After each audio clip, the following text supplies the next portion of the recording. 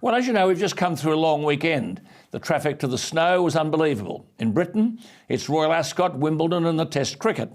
For thousands upon thousands in Sydney, it's the splendid, psychedelic Vivid.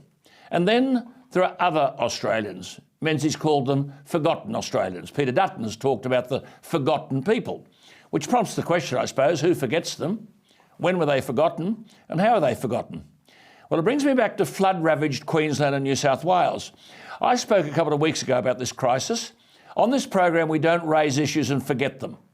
I said then the Morrison government's response, or lack of it, to the bushfire crisis of 2019 and the floods earlier this year were no doubt contributing factors to his government's defeat.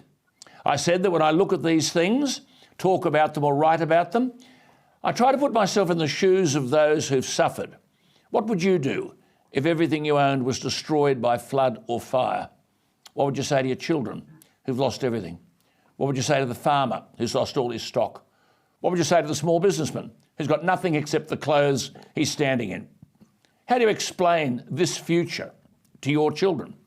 How do you evaluate the trauma and mental damage done to people in such communities when mental illness is an invisible affliction? No long weekend for them, just long and persistent suffering. I mentioned the Perrottet government in New South Wales has established an inquiry into the floods. Gladys Berejiklian, who's often afforded saintly status, created a body called Resilience New South Wales, allegedly to lead a whole of government disaster and emergency response from prevention right through to recovery. Well, this Resilience New South Wales mob are themselves a disaster. What about the response? Another disaster. This mob is headed by Shane Fitzsimmons, who was formerly the boss of the New South Wales Rural Fire Service, but more often than not was seen in a starched shirt with fancy epaulets. Many of these people caught up in the flood disaster received $1,000 per adult, $400 per child. That was the starting allocation. But this outfit, Resilience New South Wales, have an annual budget of $777 million. I said if they'd been as bad as it's clear they have been, wind them up, put them into the soup kitchens and let them know what it's like to be without a job, and give the $777 million to the people of Lismore and other flood victims.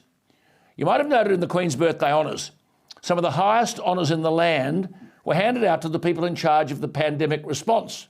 Kerry Chant, Jeanette Young, she got the highest honour. Dr. Brendan Murphy, that's the bloke you might remember, couldn't tell you how to define a woman. Funny, isn't it? How it often takes years to process these awards for some, and yet in no time at all, the highest awards have gone to these people whose edicts crushed business, put people out of work, children out of school, destroyed morale, and imposed some of the most draconian and freedom-denying measures, the like of which we hope this country will never see again.